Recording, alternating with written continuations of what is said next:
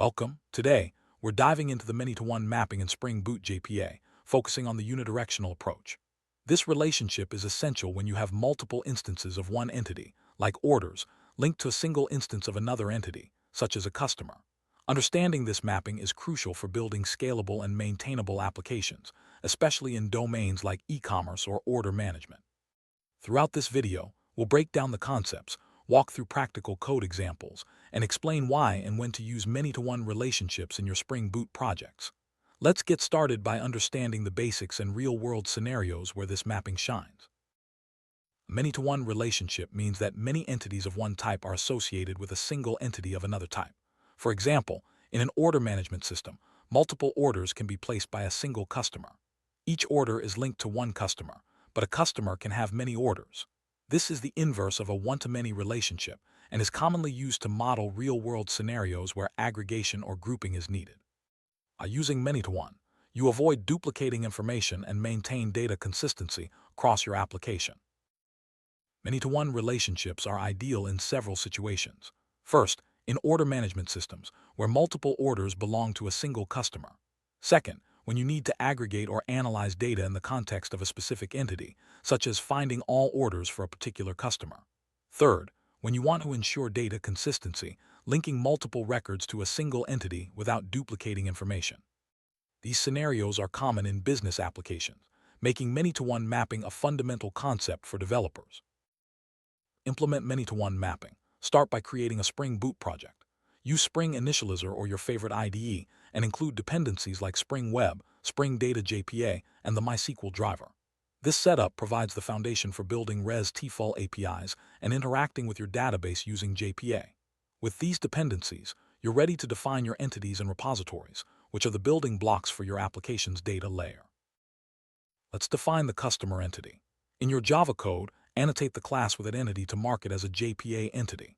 The id field is marked with id and uses generated value, strategy equals GenerationType.IDENTITY, to auto-generate unique IDs.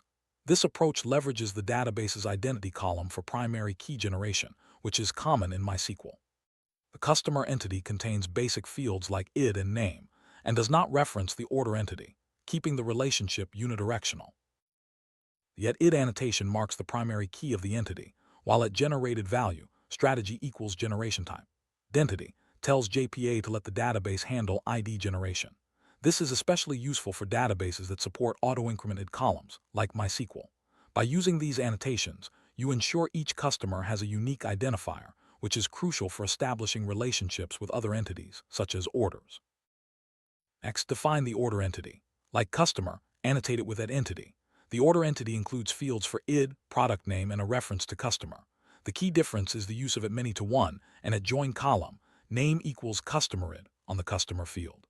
This setup tells JPA that many orders can be linked to one customer, and the customer id column in the order table will store the foreign key reference. Yet many-to-one annotation is crucial for establishing the relationship. It indicates that many instances of the order entity can be associated with one customer. This annotation is placed on the field in the order class that refers to the customer entity.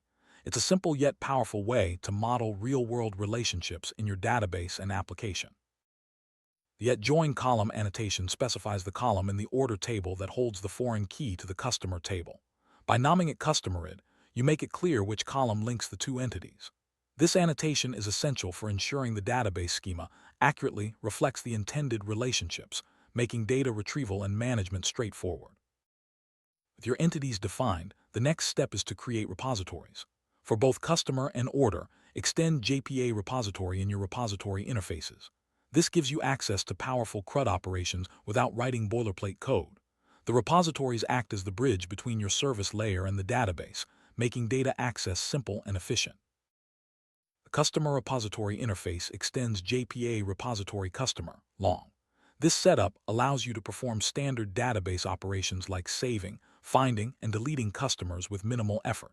By leveraging Spring Data JPA, you can focus on business logic rather than low-level data access code. Similarly, the order repository interface extends JPA repository order long. This provides all the necessary methods to manage orders in your application. With these repositories in place, you can easily persist and retrieve data, ensuring your application remains robust and maintainable. The service layer encapsulates business logic and interacts with the repositories. For customer service, inject the customer repository and provide methods to save and find customers.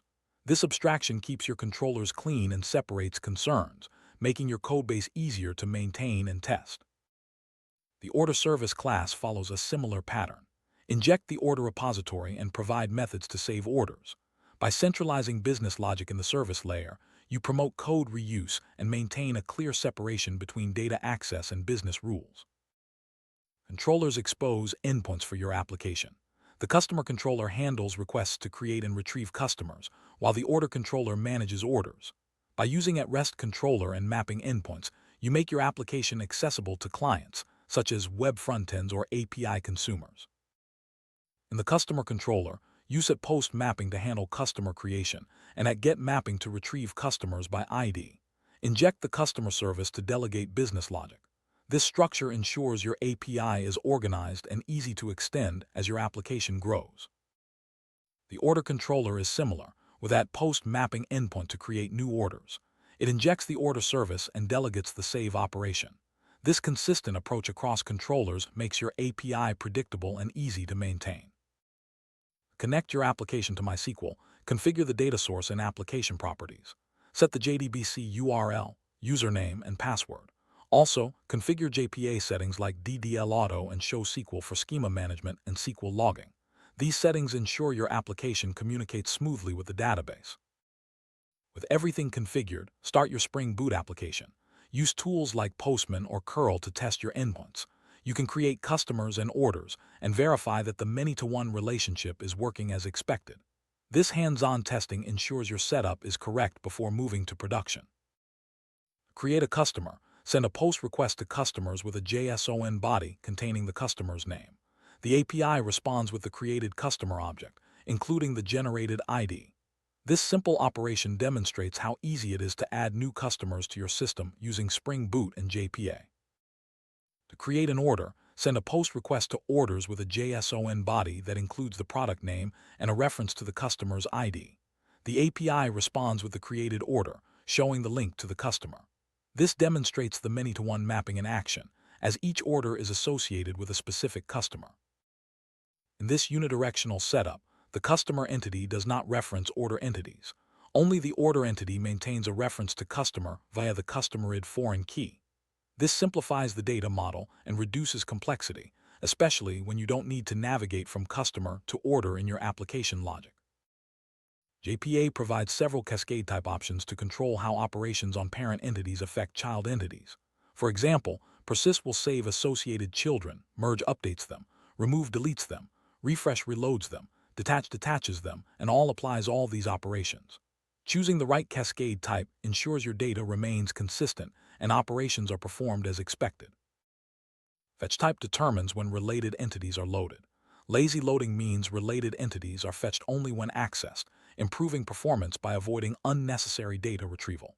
Eager loading fetches related entities immediately, which can impact performance if there's a lot of data. Choosing the right fetch type is key for optimizing your application.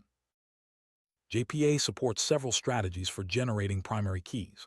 Auto lets the provider choose the best strategy. Identity uses the database's auto-increment. Sequence relies on a database sequence, and table uses a separate table for unique values. Selecting the right strategy depends on your database and application requirements. Let's recap. Many-to-one mapping in Spring Boot JPA is a powerful way to model relationships where multiple entities are linked to a single entity. By using annotations like @many-to-one and @join column, you can easily set up these relationships. Understanding cascade types, fetch strategies, and key generation ensures your application is robust and efficient.